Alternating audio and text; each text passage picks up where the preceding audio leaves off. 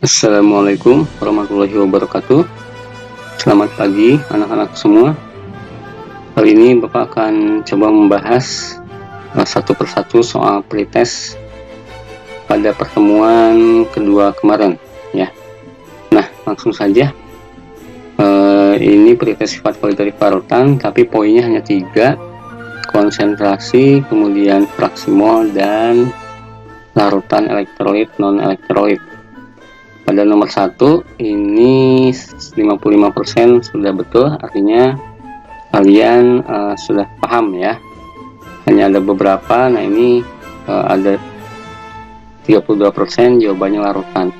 Jadi yang betul jawabannya adalah konsentrasi ya. Nah ini oke.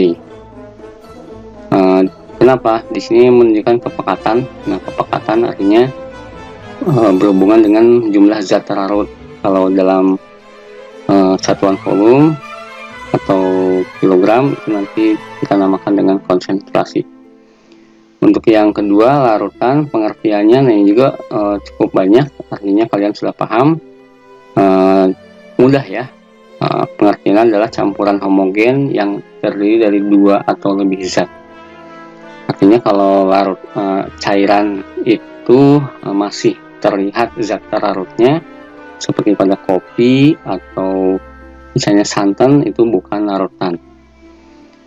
Baik, yang nomor berikutnya salah satu contoh larutan. Nah ini, kecuali, hati-hati, ini ada 22% aki motor yang menjawabnya, padahal aki motor itu masih termasuk larutan.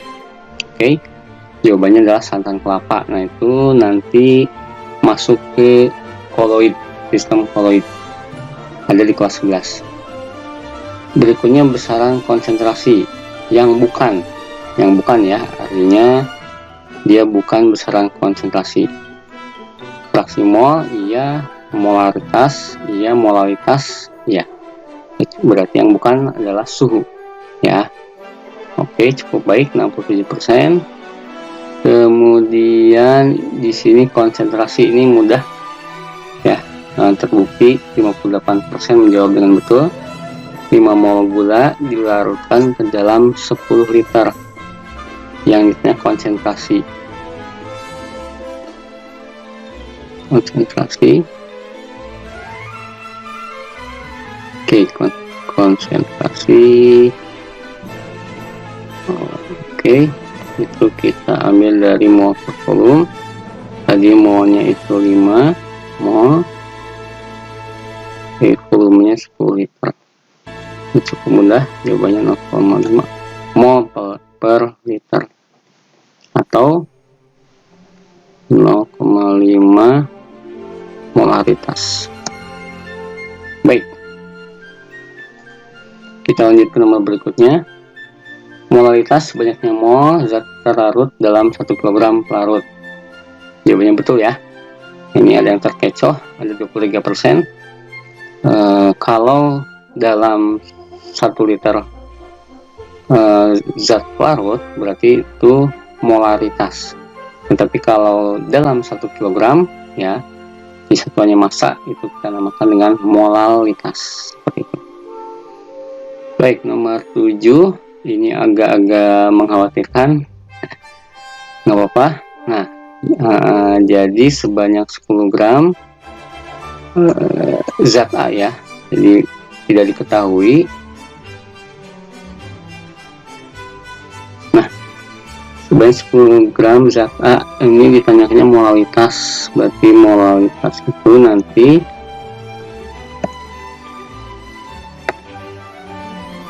mol. Oke, mol ya.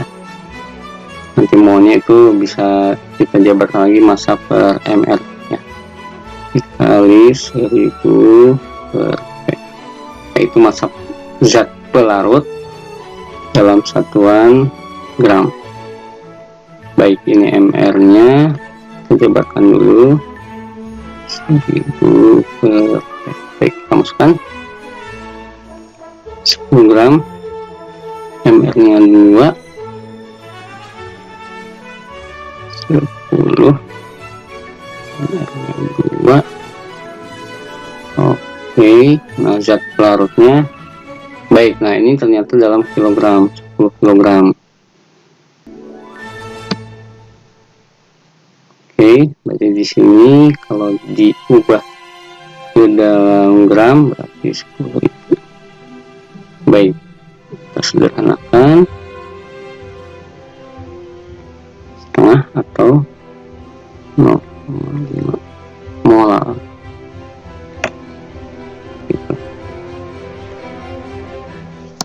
Oke, jawabannya 0,5. Baik, silahkan dicermati ya.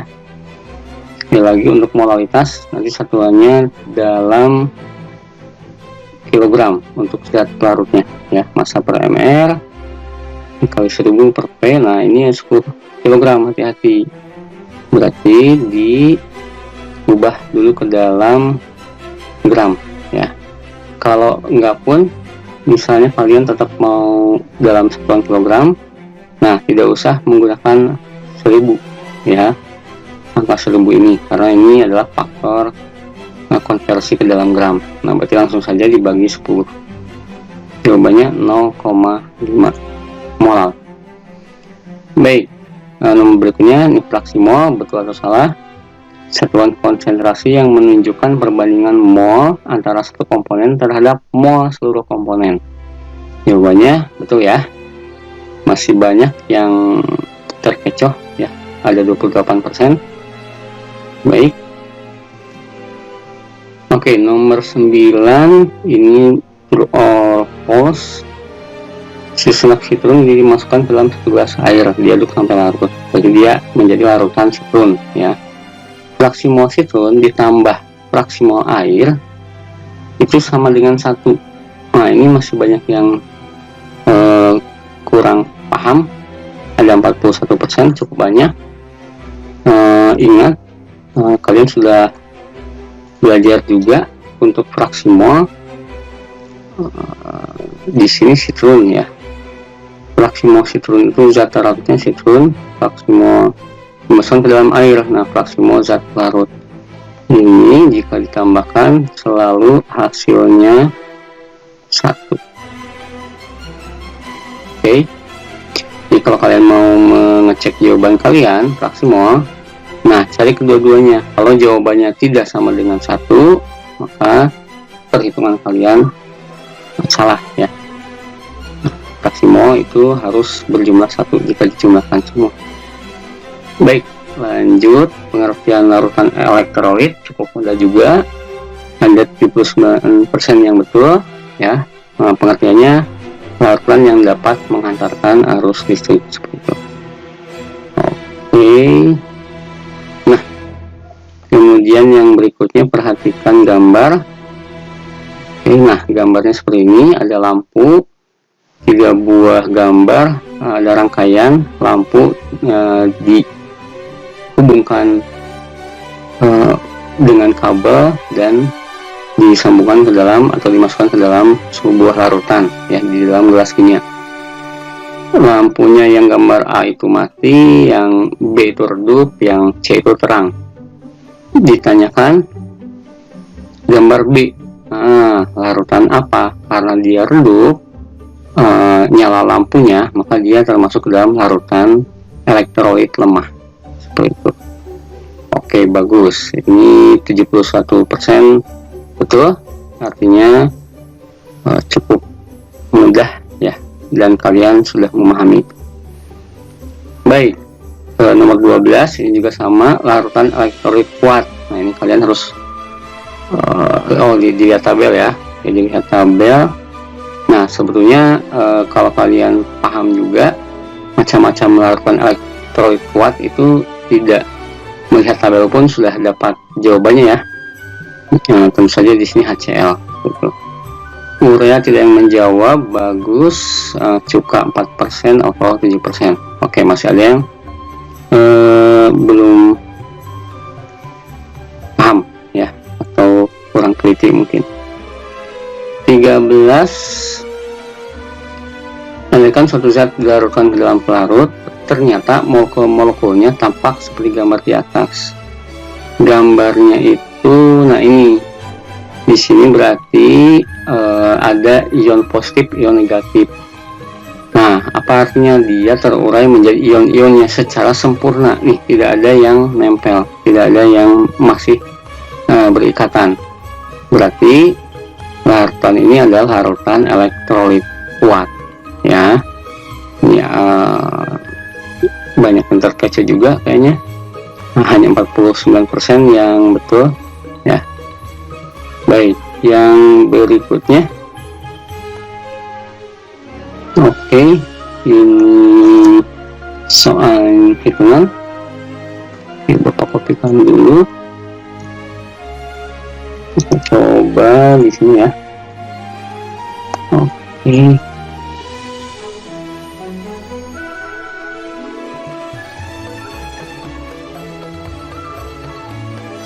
Baik.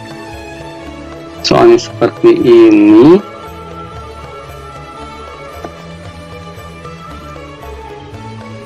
Oke, sebanyak 18 gram glukosa. Baik, sebanyak 18 gram glukosa dilarutkan dalam 1000 gram air yang jadinya molalitas. Ini hampir mirip soalnya ya. Dimana molalitas itu massa per mr dikali. Nah, di sini 1000 gram air, berarti kita ambil persamaannya yang 1000 per P. Hati-hati, massa yang pertama ini massa zat terlarut, bukan massa air ya. Nanti ada dua nih, massa air, nah ini P, kemudian massa glukosa, nah ini yang kita masukkan ke dalam massa yang pertama, sebanyak 18 katanya. Dibagi mr nya 180, ini 18, mr nya 180 dikali 1000 per P. P nya ini 1000 gram air. Oke, kita masukkan 1000 gram. Oke, baik, ini mudah, sangat mudah, tinggal disederhanakan ya. 18 ini 1. Oke, 1 ini berarti sisa 10. 1 dibagi 10 0,1, satuannya mol. Baik. Oke, masih belum banyak yang menjawab betul ya, hanya 32%, artinya di bawah 50%. Nah, silakan kalian cermati lagi cara pengerjaannya. Oke, molalitas itu lihat persamaannya saja dulu, massa dibagi ml dikali 1000 per P. Nah, massa yang pertama itu massa zat terlarut, hati-hati. Kemudian untuk P berarti itu pelarut ya, massa zat pelarut, biasanya air. Untuk mr kalau tidak diketahui, nah kalian harus hitung sendiri tuh. Mr diambil dari AR. Kalau di sini C6 H12O6 berarti C nya ada 6, H nya ada 12, O nya ada 6, tinggal dikali saja. ARC berapa dikali 6, ARH dikali 12 ditambah ARO dikali 6 ya, dijumlahkan semua. Kita akan pelajari lagi cara menghitung MR. Jaga-jaga jika tidak diketahui MR-nya. Yang terakhir, ini konsep pasangan larutan berikut yang tergolong non elektrolit. Urea non, gula non. Nah, di sini air minum itu elektrolit lemah. Oke. Garam dapur sudah jelas, ini elektrolit kuat. Asam sulfat juga ya. Nah, yang masih menjawab ada 4%. Dia malah kuat ya.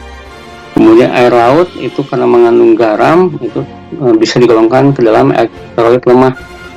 Sebagian ada yang elektrolit kuat ya untuk air laut. Garam dapur, nah tadi sudah dibahas seperti itu. Nah, yang betul adalah urea dan gula. Hanya 41% yang menjawab betul. Baik, itu saja pembahasan pretest pertama untuk sifat kualitatif larutan pada bahasan konsentrasi, fraksi mol, dan larutan elektrolit ya. Untuk post testnya kalian pelajari saja ini, tapi soalnya tidak sama persis, hanya tipenya yang sama. Baik, itu saja. Terima kasih. Assalamualaikum warahmatullahi wabarakatuh. Salam sejahtera, selamat pagi semua.